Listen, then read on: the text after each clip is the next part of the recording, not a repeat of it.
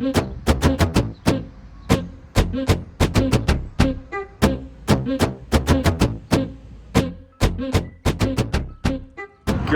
day everyone, and welcome to Adventures with Parker. Today I am here for the first time ever in Philadelphia, Pennsylvania.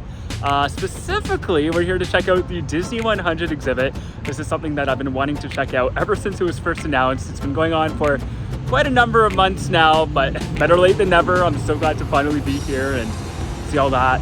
In addition to that, we're also going to check out everything that the city has to offer, some of the big historical sites and some of the big monuments around the city. So yeah, we're in for a very fun evening. I'm also joined by my friend Tom here, meeting him for the first time. Yeah, it's gonna be just a great day overall. I'm so excited to just be here and check it all out. So without any further ado, let the Philadelphia adventures begin.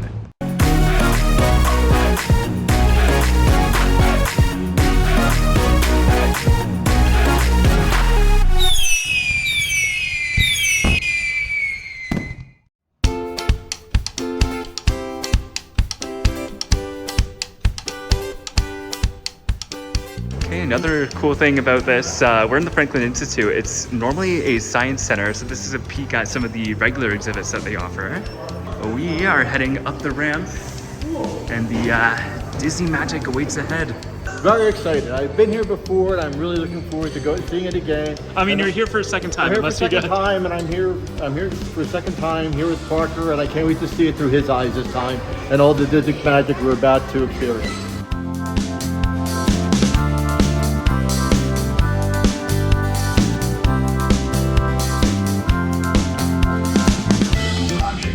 We really studied not just the surface idea, but everything about it. And when we go into that new project, we believe in it all the way. We have confidence in our ability to do it right, and we work hard to do the best possible job. There's really no secret about our approach. We keep moving forward, opening up new doors.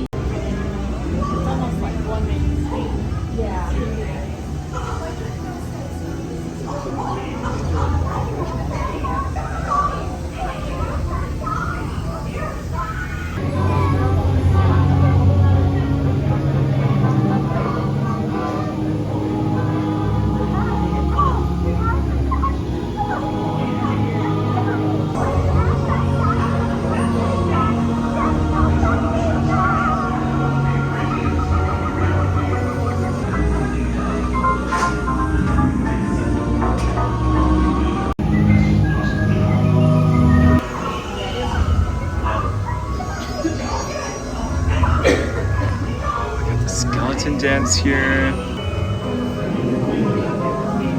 Well, we just started. What do you think so far? It's pretty cool. I love how we're starting like at the very beginning, and it seems that we're moving through chronologically. As the man said, you ain't seen nothing yet.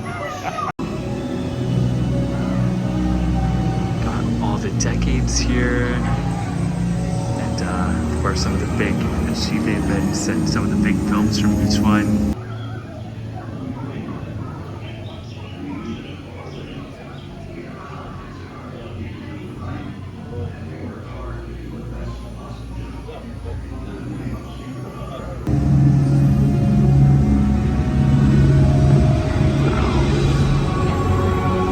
Okay, we're moving on to the next segment, I guess, and this one is, where do stories come from? Immediately we're greeted by these giant ice crystals. Once upon a time, these magical words have enthralled listeners for centuries, whether sung by traveling bards or read by parents to children at bedtime. We are enchanted by stories. They take us out of our everyday lives. Storytelling has been a part of human communication, from images painted on cave walls to tales told around a simple campfire. Stories connect us across all cultures and through generations. And there's more, but you can pause if you want to read it. So this is really cool. So this is the original prop book that was used at the beginning of Snow White. If you recall, the film opens by opening the storybook, and then the animation begins after that. So this is the actual screen used book. That is so cool.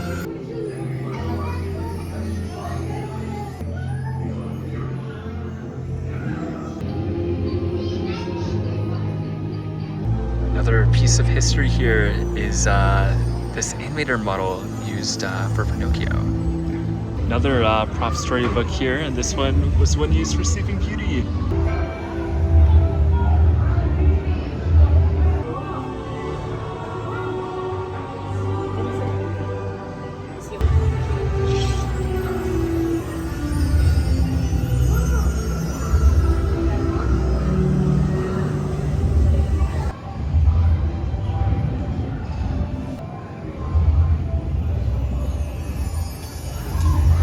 Okay, this is beautiful. Recreation of Cinderella's glass slipper here. Of course, very iconic.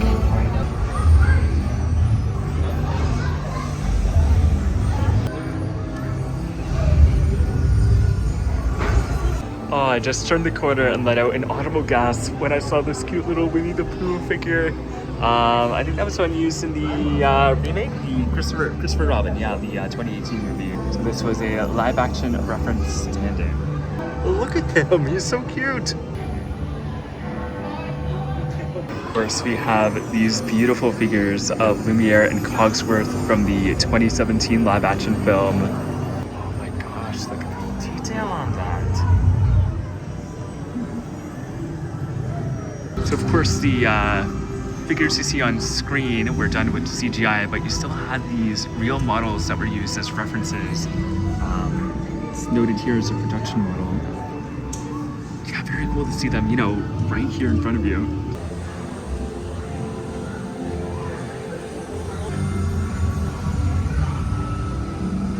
Okay, so I'm learning very quickly that I can't possibly show everything in here, but there's just so much. There's just so much to see, just so much to do in here.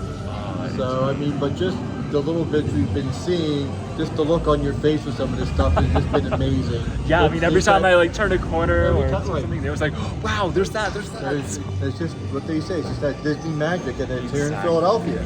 So yeah, we're moving on to the next room. So this room, basically the whole purpose of it was to go through different films, and it was about, you know, where do stories come from? So it was talking about literature, fairy tales, mythology. So it was kind of just talking about different reference points that, what inspires stories. So that was very cool to learn about and to read a bit of the background on some of the most popular films we all know and love.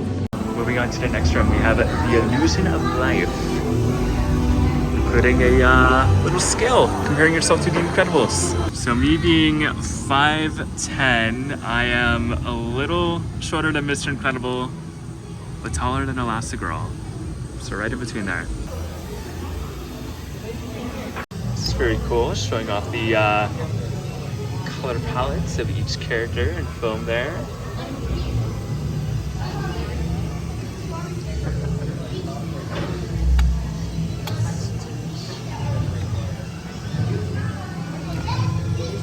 So this table is pretty cool. You get to scroll through different characters here, and if you select one, you can go into it, and you get to learn a lot of cool things. So starting with the story, kind of tells you about how, you know, who Mickey is, what he appears in, and you basically use this knob to scroll through.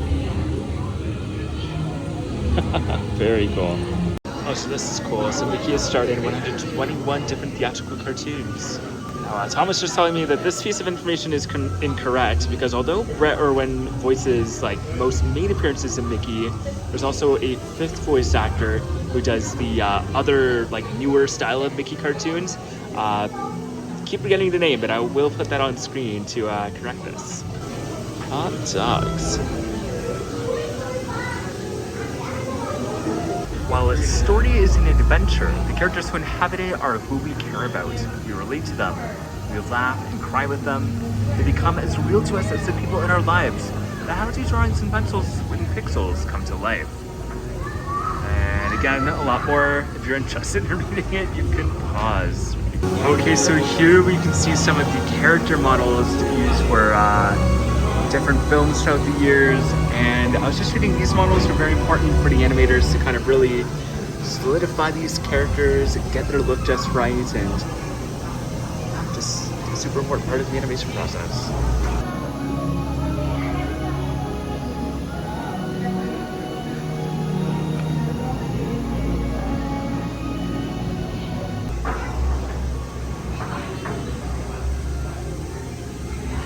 Reading up on Cruella de Vil, of course. Yep. Actually, I just watched 101 Dalmatians before I came here, so. The live action one, though. Ah, okay.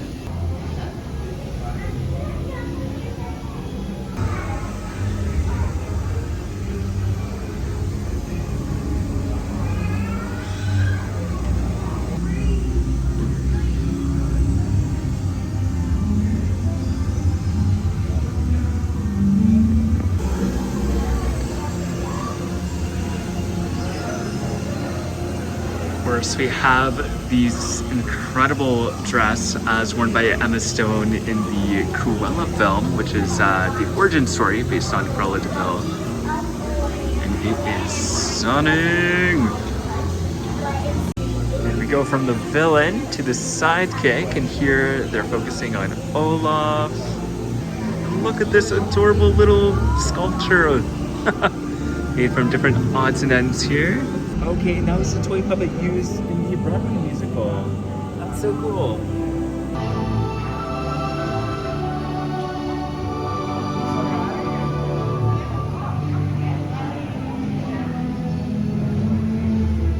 So we got the villain, the sidekick, and now we move on to the hero with Ariel, who is one of my favorite Disney princesses. The Little Mermaid is probably my all-time favorite Disney animated film.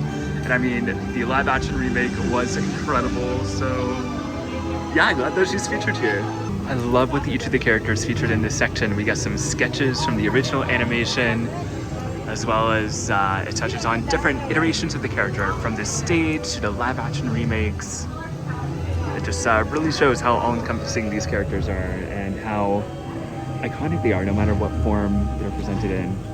We have another costume here. I believe this one is from the Broadway musical. Oh no, it's from the Little Mermaid Live. Nothing says Disney more than Spider-Man and Buzz Lightyear. Yep. Okay, this room looks to be right up my alley. We'll be blathering about that in a moment. Oh wow, we have a little Jungle Cruise model here. That's awesome. Because that's not the same. I thought it was, but I was wrong. Hold on. Oh, there we go. Okay. That's from National Treasure, and it's inscribed Winter Light. Worth all that effort for a bad Nicolas Cage movie, huh? But at least that was filmed in Philadelphia. True. We got some Pirates of the Caribbean stuff here. We got Captain Jack Sparrow's costume. Correction, that costume belonged to Captain Barbossa, not Jack Sparrow. And the ship in a bottle from On Stranger Tides. And as much as people want to believe it, Johnny Depp does not go into the ride at Disneyland or Disney World and pretend to be Jack Sparrow in it. Oh, let's just move the animatronic out of the way because Johnny's here for the day. 20,000 Leagues Under the Sea here, a very iconic movie, including this amazing model of the Nautilus. That would look great out by the pool. And we go from the sea to the far reaches of outer space with some cool Star Wars models. So that's Han Solo's dice from The Last Jedi. We have a little porg puppet, so cute. And then of course we have the one and only BB-8. We also have the ancient Jedi text here. That's cool.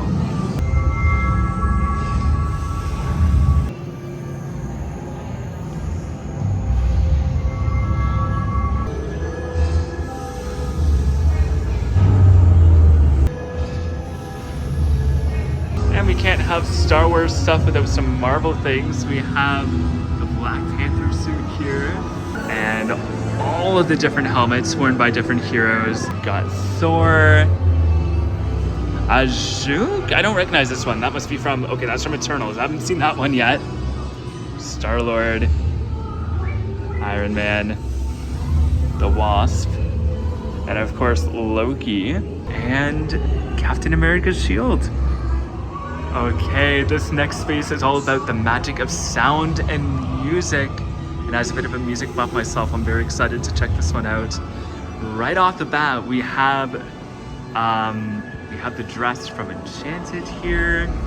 I almost forgot the character name for a bit, but this is Giselle's dress as worn by Amy Adams in Enchanted.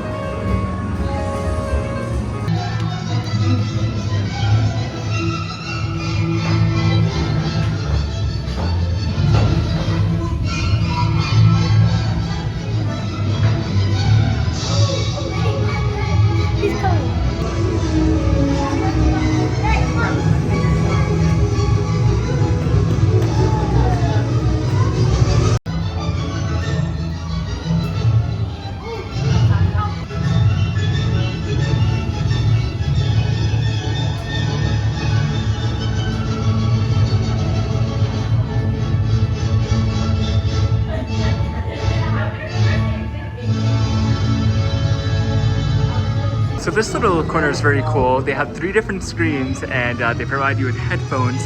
Basically, they go through different songs and you can hear them in different languages. So I was watching the Moana one there, and you know, every line they switched up the language and you know, highlighted different voice actors. And it's kind of cool how they dub it over for different countries. Oh my gosh, yes, they are highlighting Disney on Broadway over here. Love to see it. Wow, that's awesome.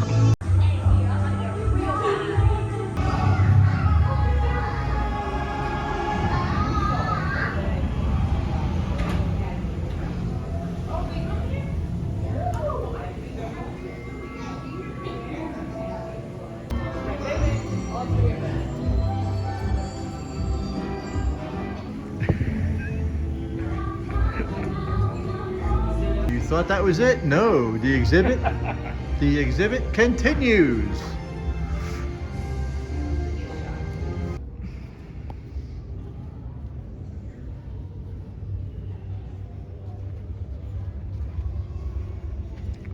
No free to drink? Oh, Nope. All right, pretty good. move on. Part 2. Alright, so this section is called The World Around Us.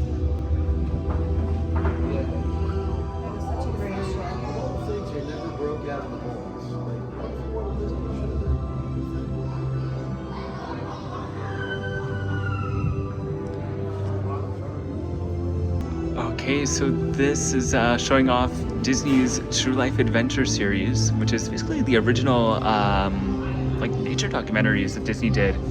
The sign here kind of tells you a bit about them. Yeah, Disney made 13 of these films between 1948 and 1968.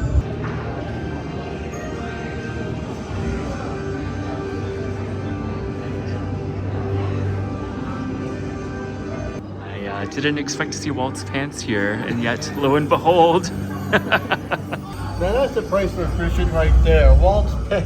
Also have a 16mm camera that he used. Scrapbook from the 1940s. Wow, so cool.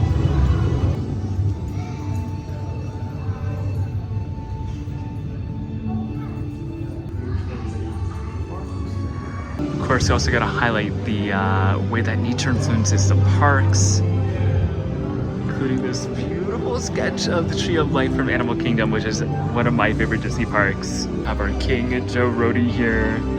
Oh, where'd he go? Okay, moving on. The next section is called Innoventions.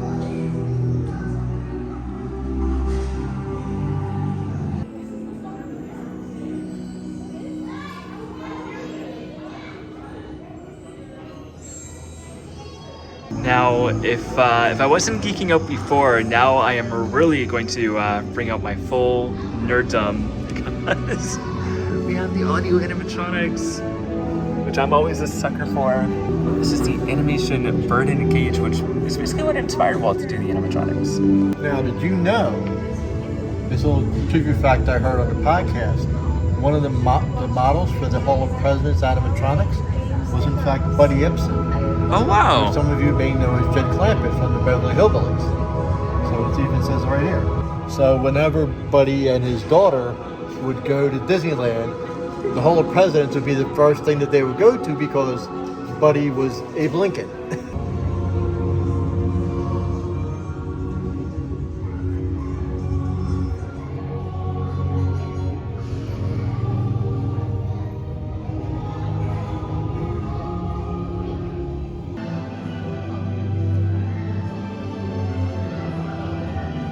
Here's an example of the animation programming console, and that's what they would use to basically tell the animatronics how to move. So you would punch in the movements, and the machines would do their thing from there.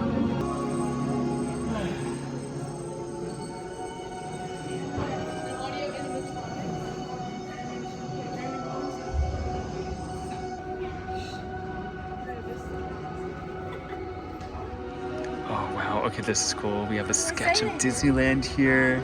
And right next to that, we have some very cool sketches of some ride vehicles. We have the railroad, the monorail, a concept for a 20,000 Leagues ride, People Mover. Of course, we have the light cycle from Tron, and then the gliders from Soarin'. All right, so as a Disney Parks fan and as a theme park fan in general, I think this section might be one of my favorites. Right off the bat, we have a Matterhorn ride vehicle here. That is so cool. Of course, I haven't been to Disneyland myself yet, so I have not ridden the Matterhorn. So this is the closest I've ever been to Disneyland. Well, I've been to Disneyland, so you're close to me. Yeah, true. And that was one of as wonderful as a time as I had on Disneyland. I'm already counting down the time to go back. During my trip in October of 2022, this is down for renovations. It came up the day after I left. Oh, wow. So I didn't get to go. But that will be on one of the first rides I'll get on when I go back next year.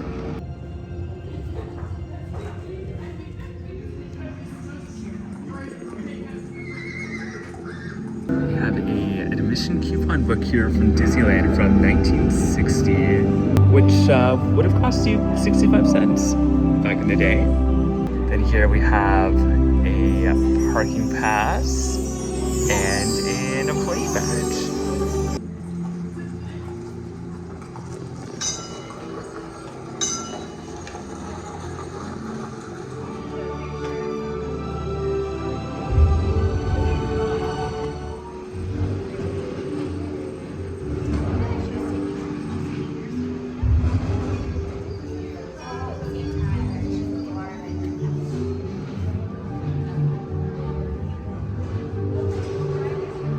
Here's one of the audio animatronic figures from It's a Small World. It actually looks much bigger than I thought they were. I mean, you know, seeing them up close. It's so cool. I love all the details on the costumes. As much as this song can be annoying, you gotta admit the art that goes into these dolls is absolutely incredible and just so much talent. And here's the Red Demon from Mr. Toad's Wild Ride at Magic Kingdom. Of course, ride still lives on at Disneyland. But the Magic Kingdom's version is long gone, so it's kind of cool to see this here in Philadelphia. Another ride vehicle here, and this time it's one of the ships from Peter Pan's flight.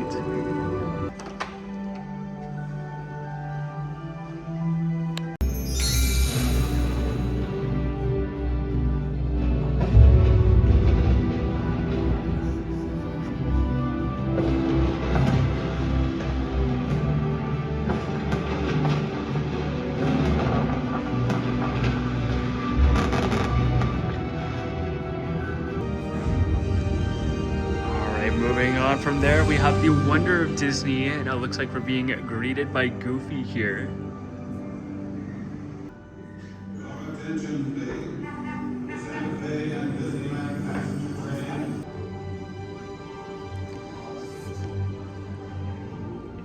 the 60s, this is all my childhood. and I actually have a Disney dollar. Oh, really? Cool. It's hanging with all my Disney World stuff.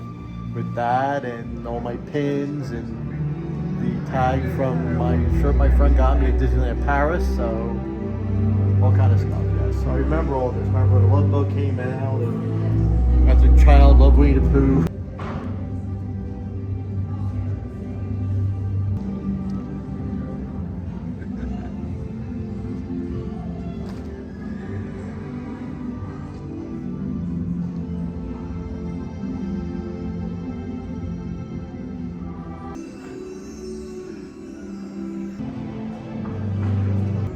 That is the end of the exhibit, and like every good Disney attraction, we exit through the gift shop. And this is the part where I want everything, but my bank disagrees.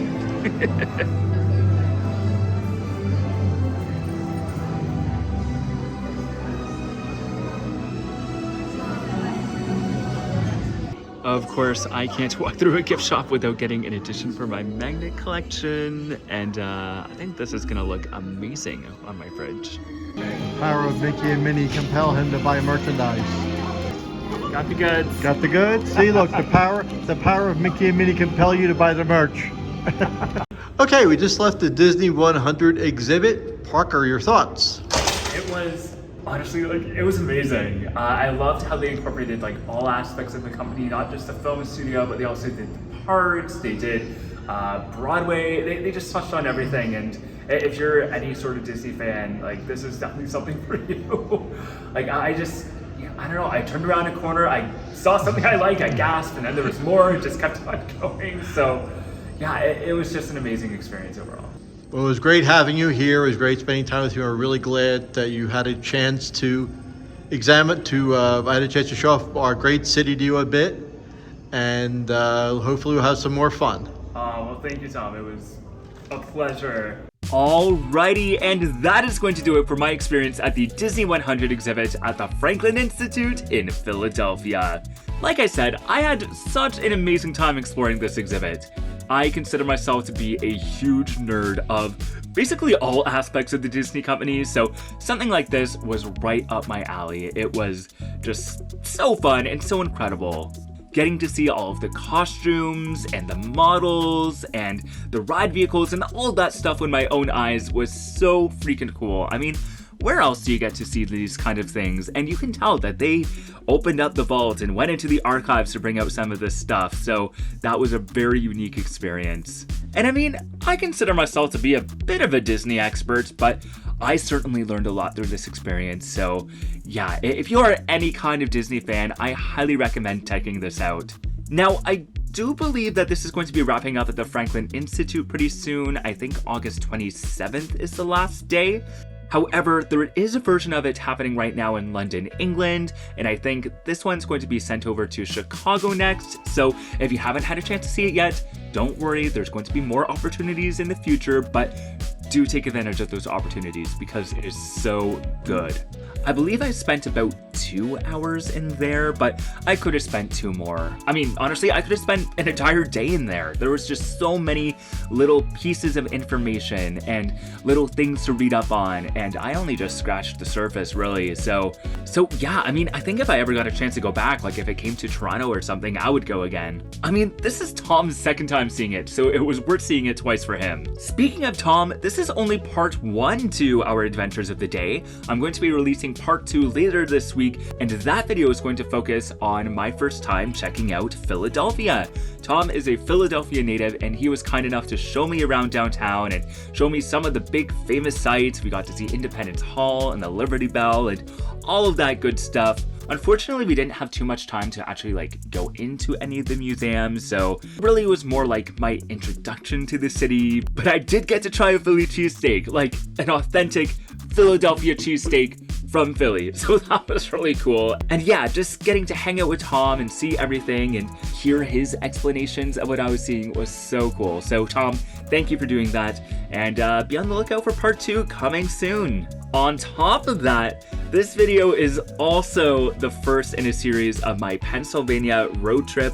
So not only did we get to check out Philadelphia, but we also got to do a few theme parks. So I have vlogs from Dorney Park, Nobles, and Hershey Park, as well as a cave called the Crystal Caverns, all on the way. So yeah, there's some exciting things coming here on the channel. So if you aren't already subscribed, I highly recommend hitting that subscribe button. I cover all things ranging from theme parks to attractions and beyond on this channel, so if that piques your interest, stick around. We'd love to have you. You can also find me on social media. I'm at ADBParker on Instagram and Twitter. I refuse to call it X. And I'm at Adventures with Parker on TikTok and Facebook. As always, big shout out to my patrons for all of the extra support you give the channel. I honestly couldn't do what I do without your support, so thank you, thank you, thank you. And if you would like to learn how to support the channel for as little as a $20 a month, head on over to patreon.com/ADBParker to learn more. Once again, thank you so much for joining me on this most magical Disney adventure. And until next time, the adventures are calling. Ta-ta for now!